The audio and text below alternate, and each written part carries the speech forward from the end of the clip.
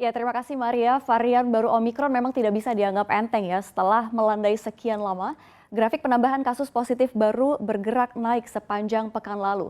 Sampai hari ini Indonesia melaporkan ada 1.054 kasus baru COVID-19. Sehingga jika ditotal, kasus aktif kini ada sebanyak 8.463.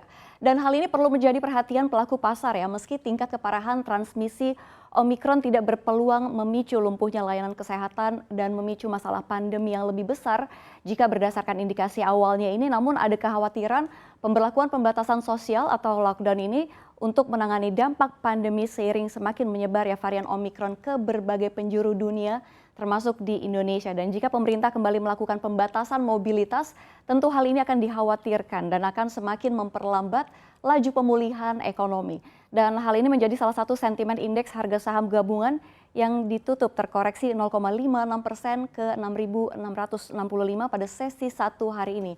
Dengan total nilai transaksi mendekati 6 triliun, di mana asing mencatatkan aksi beli sebesar 191,52 miliar. Dan pelemahan nyatanya masih terus berlanjut hingga penutupan final bursa hari ini yang terkoreksi 0,82% ke 6.638 dengan nilai transaksi 9 triliun di mana netbuy asing mencatatkan ada 264 miliar.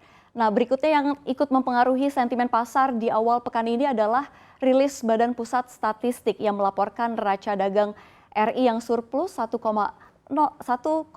miliar US dollar, di mana dilaporkan ekspor pada Desember 2021 ini sebesar 22,38 miliar US dollar atau tumbuh 35,3% secara year on year.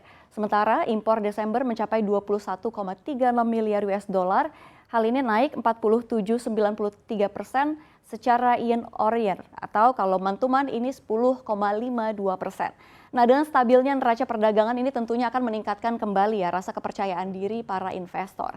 Dan berikutnya ada sentimen dari China, ini muncul tentang rilis data pertumbuhan ekonomi kuartal keempat 2021 di mana ekonomi negeri Panda ini tumbuh 8,1% sepanjang 2021. Nah, angka itu berada di atas perkiraan Biro Statistik Nasional yang ditargetkan hanya tumbuh 6% tahun lalu. Nah, meski demikian pertumbuhan ekonomi China melambat di kuartal 4 2021 secara year on year yang hanya tumbuh 4% di Oktober hingga Desember. Dan hal itu turut mempengaruhi psikologis pelaku pasar di Asia termasuk juga di Indonesia. Lalu adapun tentang sentimen positif nih, ini menariknya ada sentimen yang turut mempengaruhi pergerakan bursa saham hari ini khususnya untuk sektor otomotif di mana pemerintah resmi memperpanjang diskon PPNBM bagi mobil LCGC dan ini diharapkan sentimen ini akan mendorong penjualan mobil di tahun 2022 dan membantu pemulihan ekonomi di sektor otomotif. Dan untuk informasi selanjutnya akan disampaikan rekan saya Maria. Untuk mengetahui informasi lebih lengkap dan berita terkait, silakan klik link di deskripsi. Dan jangan lupa untuk install aplikasi CNBC Indonesia yang tersedia di App Store dan Play Store. Dan jangan lupa subscribe ya.